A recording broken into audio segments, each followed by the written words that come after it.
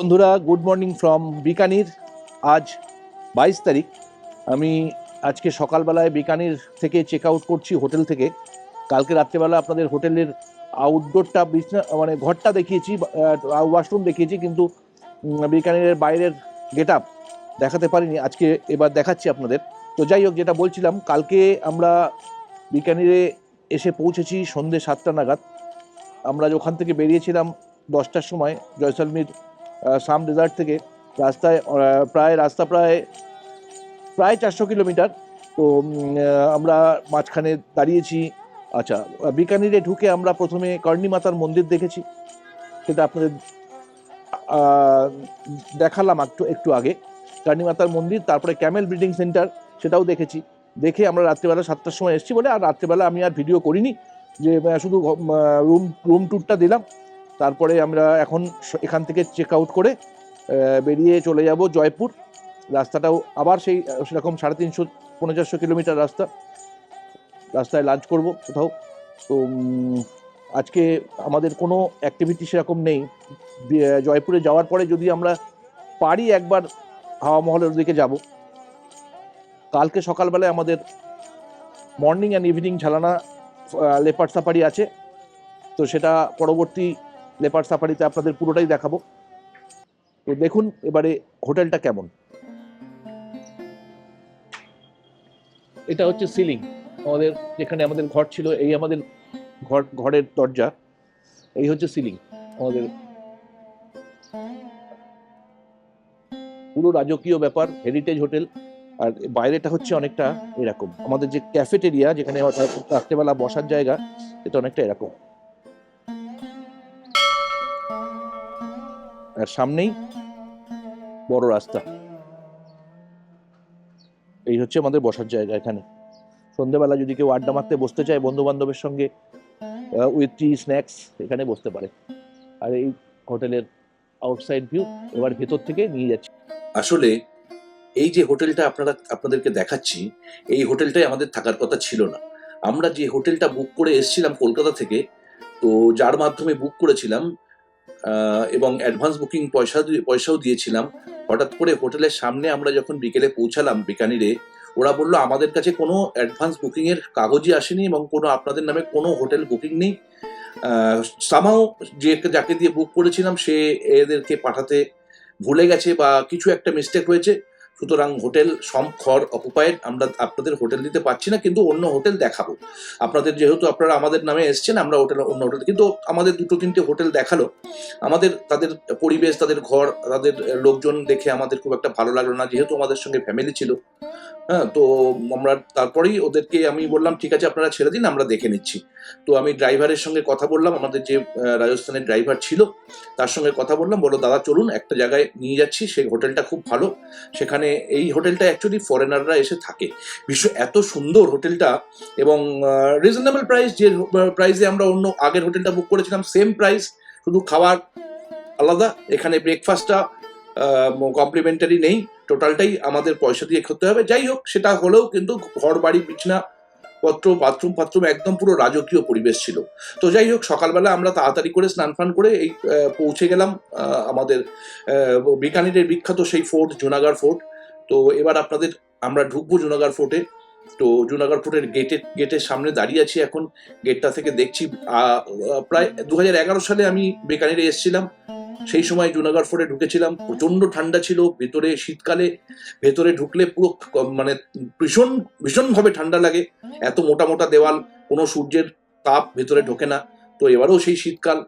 তার আগে এসেছিলাম আমি 94-এ, তখন বিকানিরের এই রাস্তাঘাট, এই পরিবেশও ছিল না, ফাঁকা ফাঁকা বিকানির, মনেই হতো মরুভূমির মধ্যে শহর। তো এখন সেই বিকানির অনেক পাল্টে গেছে, যত দিন যাচ্ছে তত পাল্টাবে, তত ডেভেলপ হবে। তো চলুন এবার ঢোকা যাক বিকানির ফোর্টে, তারপরে দেখা হচ্ছে বিকানির ফোর্টের ভেতরে।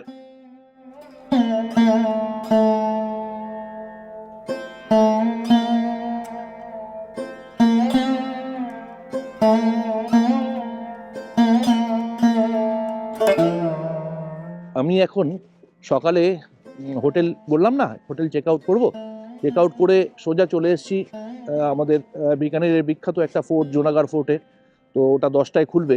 এখানকার এন্ট্রি ফি হচ্ছে পার পার্সন 150 রুপিস, অ্যান্ড আপনি যদি গাইড নেন তাহলে গাইড চার্জ পড়বে 700 রুপিস।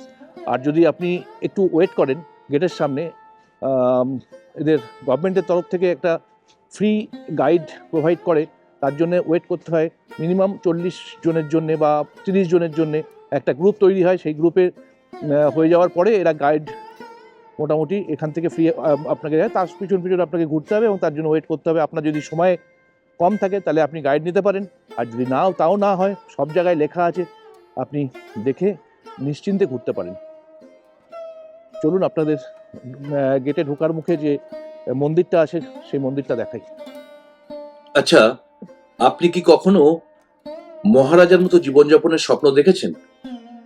জুনাগড় দুর্গের একটা প্রাইভেট ট্যুর, মানে আপনি যদি একা একা দেখতে থাকেন আপন মনে, তাহলে আপনাকে ঠিক সেই অনুভূতি দেবে। বিশাল প্রাঙ্গণে পদধ্বনি প্রতিধ্বনিত হচ্ছে, রাজকীয় ফিসফিসানিতে ভেসে চলেছে রাজকীয় গোপন কথা। আপনার কি শুনতে পেলে ভালো হতো? রাজস্থানের এই ব্যতিক্রমী অন্বেষণে অন্তরঙ্গ সাক্ষাৎ এবং বিশেষভাবে পরিকল্পিত ভ্রমণের মাধ্যমে বিলাসিতা নতুন রূপ লাভ করে। একবারে একটি করে অভিযানের মধ্যে দিয়ে রাজস্থানের লুকানো রত্নগুলো আবিষ্কার করুন। তাহলে নিশ্চিন্ত থাকুন, আমরাই আপনার রাজকীয় মুখপাত্র হয়ে থাকব।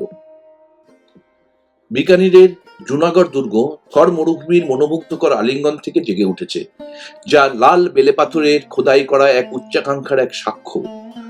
এর পেছনের গল্পটা জানতে আপনারা কি সত্যিই আগ্রহী? এর শুরু হয়েছিল এক স্বপ্নদর্শী রাও বিকা, যার নামে এই শহরটির নাম বিকানির হয়েছে। তার হাত ধরে, যিনি 1478 সালে একটি মরুদ্যানের স্বপ্ন দেখেছিলেন। কিন্তু 1600 শতকে রাজা রায় সিং তার শাসনকালে এই দুর্গের প্রাণকেন্দ্র বিকশিত হয়। চিন্তামণি মানে ইচ্ছা পূরণের রত্ন হিসেবে কল্পনা করেছিলেন এবং তা সত্যই বিকশিত হয়েছিল। প্রতিটি প্রাসাদ, প্রতিটি প্রাঙ্গণ জাঁকজমক ও ঐতিহ্যের কাহিনীর এক একটি উপন্যাস। আমরা একটু পরেই এ বিষয়ে হয়তো একটু গভীরে যাব। কিন্তু জুনাগড়ের গল্প শুধু ঐশ্বর্যের নয়, এটি সহনশীলতারও গল্প। এর প্রাচীর ইতিহাসের পরিবর্তনশীল স্রোতের নীরব সাক্ষী হয়ে দাঁড়িয়ে আছে। তা সে মুঘলদের পরাক্রমই হোক, সাম্রাজ্যের উত্থান পতনই হোক, কিংবা ব্রিটিশ রাজত্বই হোক, প্রতিটি যুগ তার ছাপ রেখে গেছে। দুর্গটির দিনলিপিতে নতুন নতুন পাতা যোগ হয়েছে। আমাদের না সেদিন বেশিক্ষণ অপেক্ষা করতে হয়নি। ওই আমি বলছিলাম 30-35 জন হলে তবে ওদের গভর্নমেন্টের থেকে একটা গাইড দেয়, সেটা আমাদের করতে হয়নি। আমাদের 10-12 জনের মধ্যেই হওয়াতেই ওনারা গাইড দিয়ে দিল। সকালের প্রথম ব্যাচ আমরা ঢুকছি, তাই আমাদের সঙ্গে গাইড দিয়ে দিলেন ওনারা। তো আমরা এখন ভেতরে ঢুকছি।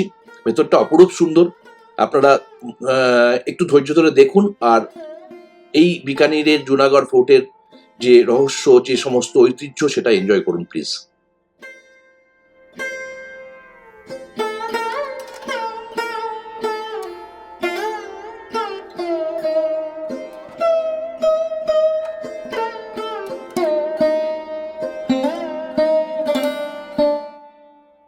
জুনাগড় দুর্গ এমন এক দুর্গ যেখানে রাজপুতদের বীরত্ব ও মুঘলদের জাঁকজমক একাকার হয়ে গেছে।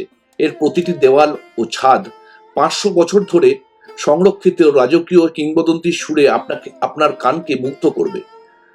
আপনাকে স্বাগত জানাবে সুউচ্চ সুরাজপোল, যেখানে সূক্ষ্ম কারুকার্যের ওপর সূর্যের আলো খেলা করে। ভেতরে প্রবেশ করলে রাজকীয় শৈলীর এক মনোমুগ্ধকর সমাহার উন্মোচিত হয়। 1680 সালে রাজপুত মহারাজা কিরণ সিং কর্তৃক নির্মিত অপূর্ব করণমহল আপনাকে বিস্ময়ে অভিভূত করবে। এই স্থাপত্যের অনবদ্য নিদর্শনে সোনালী ছাদ থেকে সূর্যের আলো প্রতিফলিত হয় এবং সম্রাটদের ফিসফিসানিও আজ কানে ভেসে বেড়ায়। এর মনোরম হলঘরে ঘুরে বেড়াতে গিয়ে হারিয়ে যাবেন না, কিন্তু মোড় ঘুরলেই ফুলমহল অপেক্ষা করছে আপনার জন্যে এবং এক রাস প্রশান্তি। জুঁই ফুলের নাজুক কিন্তু কাল্পনিক সুবাস বয়ে আনা শীতল বাতাস আপনাকে স্বাগত জানায়। এর দেওয়াল জুড়ে ফুটে আছে মনোরম ফুলের নকশা। ঝাড়কাগুলো মরুভূমির শ্বাসরুদ্ধকর দৃশ্যকে ফ্রেমবন্দি করে রেখেছে। রাজপুত শৈলীতে নতুন আঙ্গিকে গড়া মুঘল প্রভাব তার এক অকৃত্রিম নিদর্শন, একথা আমাদের বলতেই হবে। হঠাৎ চলতে চলতে আপনারই পাশে যদি নুপুরের ক্ষীণ টুংটাং শব্দ শুনতে পান, তাহলে কিন্তু অবাক হবেন না, হয়তো কোনো রানী এখনো এই সভাকক্ষে ঘুরে বেড়াচ্ছেন আপনার সঙ্গেই। শীষমহল দেখতে ভুলবেন না, একটি আয়নার মোজাইকের এক চোখ ধাঁধানো প্রদর্শনী। অসংখ্য ছোট ছোট আয়নার ওপর সূর্যের আলো প্রতিফলিত হয়ে রং ও নকশার এক বর্ণিল সমাহার তৈরি করে। আপনি কি এর দেওয়ালের মধ্যে রাজকীয় সমাবেশের এই মনোমুগ্ধকর দৃশ্যটি কল্পনা করতে পারেন? দুর্গের অভ্যন্তরের সবচেয়ে বিলাসবহুল প্রাসাদটি কি আমরা কখনো ভুলতে পারি? চন্দ্রমহল দুর্গের শাসকদের ভোগ করা ঐশ্বর্যের এক অকৃত্রিম প্রতিচ্ছবি। এটি স্বর্ণাক্ষরে খচিত দেব দেবী ও অমূল্য পাথরে খচিত চিত্রকর্ম দ্বারা সজ্জিত। এই মহলটি বুদ্ধিদীপ্ত স্থাপত্যের এক উজ্জ্বল উদাহরণ।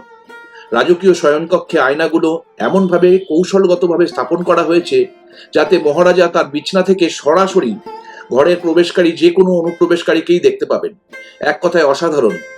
কেবলমাত্র চোখের আরামের চেয়েও জুনাগড়ের সৌন্দর্য নিহিত রয়েছে এর বিশাল নকশা, গোপন কথা ও কৌশলগত প্রাঙ্গণে। এটি এমন এক সময়ের কথা মনে করিয়ে দেয় যখন প্রতিরক্ষাই ছিল সর্বাপেক্ষা গুরুত্বপূর্ণ। প্রতিটি প্রাসাদে রয়েছে শৈলীর এক অনন্য মিশ্রণ, যা এর শাসকদের ক্রমবিকাশমান রুচি ও কাহিনীকে প্রতিফলিত করে।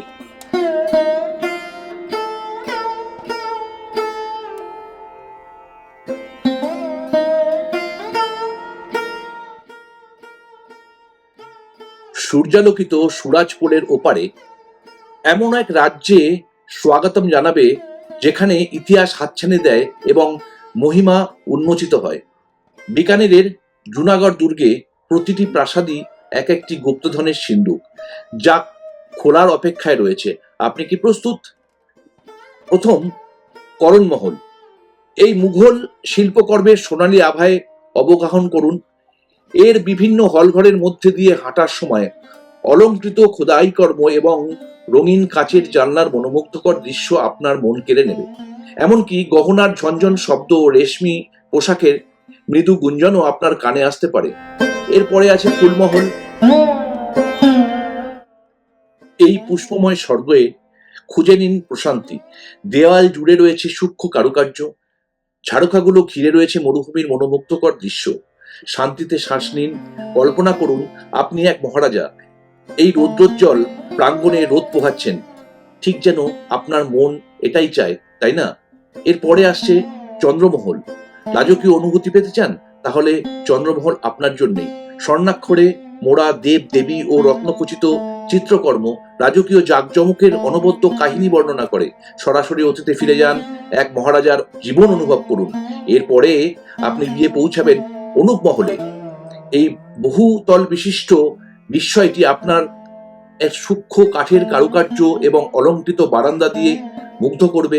প্রতিটি পদক্ষেপে ইতিহাসের প্রতিধ্বনি শোনা যায়, কারণ এর জটিল কারুকার্য অতীতের কাহিনী বলে। আর বাড়তি পাওনা হলো এই বারান্দাগুলোতে থাকা রাজকীয় সঙ্গীত শিল্পীরা, যাদের সুরের মূর্ছনা বাতাস এক চিরন্তন ঐক্যতন ছড়িয়ে দেবে। এরপরে আসবে গঙ্গামহল, রাজপুত ও ইউরোপীয় শৈলীর এক কালজয়ী সংমিশ্রণ। বিংশ শতাব্দীর এই প্রাসাদটি দুর্গটির বিবর্তনের এক অনন্য চিত্র তুলে ধরে। প্রাসাদগুলোর বাইরে এক জুনাগড় দুর্গ জাদুঘর। অতীতের পাতা উল্টানো সবসময়ই মজার, তাই ইতিহাসপ্রেমীরা এই জাদুঘরে রাজকীয় ধনসম্পদ, রাজকীয় বর্ম এবং দুর্লভ চিত্রকলার অসাধারণ সংগ্রহ আপনাকে নিশ্চিতভাবে বিস্মিত করবে। তবে এখানে রক্ষিত ঐতিহাসিক যুদ্ধবিমানটি বিশেষভাবে উল্লেখযোগ্য। ইতিহাসের এক অমূল্য নিদর্শনের দেখা পান। প্রথম বিশ্বযুদ্ধে বিকানির রাজ্য বাহিনীর অবদানের জন্য স্বীকৃতি স্বরূপ ব্রিটিশ সরকার এই যুদ্ধবিমানটি মহারাজা গঙ্গা সিংকে প্রদান করেছিলেন। বিকানিরের সমৃদ্ধ সামরিক ঐতিহ্যের প্রতি এর চেয়ে বড় শ্রদ্ধাঞ্জলি আর কি হতে পারে? এটি আপনার তালিকায় যোগ করতে ভুলবেন না। এরপরে একটা লুকানো মন্দির। সমস্ত চমৎকার জাঁকজমক ছাড়াও বিকানিরের জুনাগড় দুর্গে আরো অনেক কিছু দেখার আছে। এখানে শান্তি খুঁজুন, শান্ত মন্দির হিন্দু দেব দেবীগণের প্রতি উৎসর্গীকৃত করুন, শান্তির পথে অগ্রসর হন। তারপরে আছে দরবার হল। দরবার হলে ইতিহাসের ভার আপনাকে আচ্ছন্ন করতে দিন। একসময় ক্ষমতার কেন্দ্রবিন্দু এই বিশাল প্রাচীরগুলো রণকৌশলের গুঞ্জন, ফরমান, ঘোষণা এবং আনুষ্ঠানিক তরবারির ঝনঝন শব্দে মুখরিত থাকত। আপনার মনে হবে যেন এখনো একজন মহারাজা রাজসভায় প্রতিষ্ঠিত আছেন, তার উপস্থিতি সকলের শ্রদ্ধা ও মনোযোগ আকর্ষণ করছে। যেখানে ইতিহাস রচিত হয়েছিল সেখানে দাঁড়ান অতীতের শক্তি আপনার আত্মাকে নাড়া দিক, তা আপনি অনুভব করুন। আমার প্রিয় দর্শক বন্ধুদের জন্য একটা কথা জানাই, আমি সেই ডিসেম্বর মাসে রাজস্থান ট্রিপে গেছিলাম ফ্যামিলি নিয়ে। আমি রাজস্থান ট্রিপের প্রত্যেকটা শহরের প্রতিটা জায়গার ভিডিও আমার এই চ্যানেলে দিয়েছি। আপনারা কত কিছু দেখেছেন জানি না, যদি দেখার ইচ্ছা থাকে আমার চ্যানেলে আসুন, সেই ভিডিওগুলো দেখুন। আজ আমার রাজস্থান ভ্রমণের শেষ পর্ব বিকানিরের জুনাগড় ফোর্ট দিয়ে আমার এই রাজস্থানের পর্ব শেষ হলো। এরপরে রাজস্থানের আমার আর কোনো পর্ব নেই। এরপরে যা ভিডিও আসবে আমার অন্য কোনো ট্যুরের ভিডিও। তো আমার বন্ধুদের কাছে একটা অনুরোধ, আমার ভিডিও যাদের পছন্দ হয়েছে তারা বন্ধুদের সঙ্গে শেয়ার করুন, এবং শেয়ার করার সাথে সাথে আমার চ্যানেলটা সাবস্ক্রাইব করুন, এবং সাবস্ক্রাইব করার সঙ্গে সঙ্গে আপনি আমার চ্যানেলের বেল আইকনটা অল বাটনে ক্লিক করুন, যাতে আমি কোনো ভিডিও দিলে আপনার কাছে সরাসরি নোটিফিকেশন পৌঁছে যায়। আমার আবার নতুন ভিডিও আসা পর্যন্ত আমার সঙ্গে থাকুন, অপেক্ষা করুন। ততদিন ভালো থাকবেন। আমি চাই আমার সমস্ত বন্ধুগণ সবাই সব সময় সুস্থ থাকুক, ভালো থাকুন। ধন্যবাদ।